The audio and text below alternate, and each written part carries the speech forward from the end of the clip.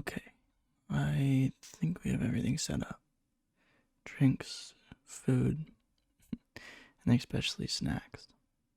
I even made sure I got all of your favorites, because hey, I guess that's what best friends do. I can see you've already eaten half of them. I've got even more downstairs in the snack cupboard, by the way. You know where that is. You've been over to my house like a million times. Anyway, now our sleepover can finally begin. So, before we watch a movie and snuggle or something, I mean, hey, if you're up to it, that is, just as like best friends snuggling. But anyway, what I'm getting at here is, I was wondering if you could help me out with something first. See, I've been writing this story, right? And I was just wondering if you could sort of give me your feedback, you know? Well, it's still in the early stages. It's more of an outline, really. But anyway, I was thinking I could run you through the main points, and I mean, you could just tell me your thoughts. Would that be alright with you? Great. Oh, that's great. I'm glad to hear it. Okay. So, where do I begin? Well, first of all, I guess I should give you the main character. So, he's a boy with hair color just like mine, and he lives in a house just like this one. And he has this one friend of his with an eye color just like yours, and in fact, that he loves very much. Very, very much. Much more than just a friend. But that friend is pretty stupid and never seems to realize it. In fact, that friend seems to be kind of slow to be read between the lines, just in general. Okay, so what do you think of my character so far? Nothing wrong with him so far, right? Right, yeah, nothing is wrong with him. He didn't do anything wrong. Anyway, so this boy is madly in love with his friend. I'm talking about like 200% crazy, head over heels, absolutely nuts in love. His friend is kind of making him lose his marbles. But, I mean, hey, hopefully that's not the only thing that'll make him lose. But it's really difficult when his friend is so dumb. Anyway, so the boy in my story really loves his friend, but he can't confess, because what if he gets rejected? He could never take that. It could even ruin their friendship. And that's maybe the one real emotional connection he has. Everything else feels so lifeless and fake to him. So he really doesn't have the heart to confess directly. There's just too much he could lose. So he tries to sort of feel things out, if you get what I'm saying. He tries to make little hints here and there, trying to test his friend's reaction, seeing if it's okay to confess yet. Sometimes he even flirts in a sort of indirect way. But of course, his friend is hopelessly dumb. So this sort of method never really works for him. He even asks him to snuggle a lot. And when he gets to, he always makes these flirty remarks like, "You're so good at snuggling." I wish I was the boyfriend of someone who snuggles like you. Or something like that, you know? The friend still doesn't get it, of course. The boy in my story does everything. He even always makes sure to keep all of his friends' favorite snacks in his cupboard.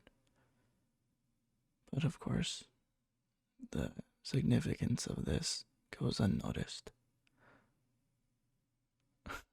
Okay, so now, what do you think of him so far?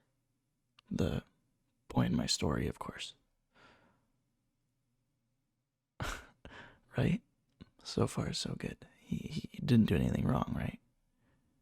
There's nothing wrong with him trying to interact and test the waters. Nothing wrong with him trying to protect his relationship and his happiness. If anything, the friend should have really noticed his feelings. Am I right? But I'm still not done. Let me get on with the story. So, the boy really he can't get enough of his friend. He wants to be romantic with them. He wishes they were a couple. But he just can't seize that dream. So he fantasizes a little bit. You know, like innocent little fantasies. Everyone has them about their crush, right? Well, he does too. Like innocent little fantasies like holding hands with them, hugging them, getting married to them. But that's still just not enough. All he wants to do is just bring that fantasy just a little bit into reality. So he takes a photo he has of himself and his friend together and edits it a little bit to make it look like a wedding photo. Wedding suit and all. It makes him so happy to finally have a bit of reality to his fantasy. You know, something tangible. He looks at that photo every day, every night. He makes it his phone background. He frames a copy, even sleeps next to it. It's the one thing that gives him peace of mind when he's usually always such a insomniac from not getting his happily ever after. But he can't just be satisfied with that. Not just a photo, it's still missing something. His fantasy just still isn't physical enough. He thinks of all the times he snuggles his friend and how lovely it would be to feel like that, even when they weren't around to snuggle. So he thinks about his friend's sweater and how if he wore that, it'd feel like he was snuggling them. And he needs that. He needs that very much. So one day, when his friend wasn't paying attention, he ever so quietly swipes the sweater and replaces it with an identical one. He gets away with it completely. He keeps a straight face the entire day. He smiles to his friend as usual. He laughs with them as usual. And they don't expect a thing. And he loves that sweater. He cherishes it and treasures it, and goes to sleep wearing it every night, pretending like it's his friend all around him, not just a sweater. And I would ask you what you think about him right now, but I already know the answer. It's fine. He's fine. He didn't do anything wrong. He's just acting out of love. Nothing wrong with that. Nothing wrong with loving his friend who has your eye color, who has your hair color, who happens to love the same snacks as you. There's nothing wrong with the main character being a little romantic. But it's because he's so romantic that he can't just settle down. He can't be happy with just a sweater. As great as it is, it's still just a sweater, you know? It's not as great as the real thing. And he's just a bit torn apart that he can't spend more time with his friend. Every second that he's away from them, it's just eating away at his insides little by little, all the time. He can't take it anymore. He wants to spend every walking second with them, but obviously that's not possible. So he starts watching that friend. It starts just watching from the bushes at first, or maybe behind a car or something. And he wakes up smiling every day, knowing that he'll be able to see his friend again. I know. He's a great character, right? You don't have to say anything because I already know he's fine, he didn't do anything wrong. Like, he sees them sharing meals with he thinks that should be me sharing that meal with them. When he sees them laughing and joking with others, he thinks that should be me. And everything gets to him more than everything ever has in his life. So he invites his friend over to a sleepover, just like this one, in fact.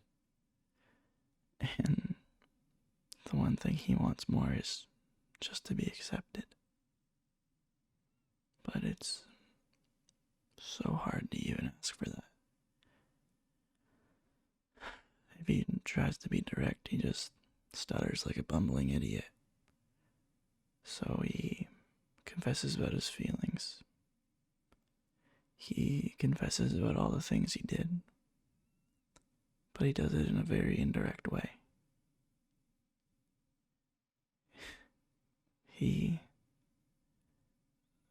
I guess I should say I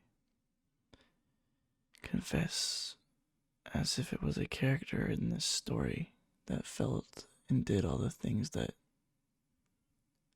I do myself.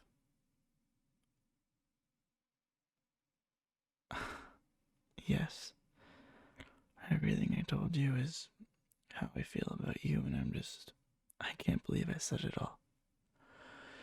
I'm just so scared about what you're gonna say.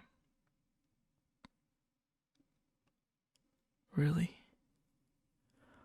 Oh my god, I would have never thought you felt the same way.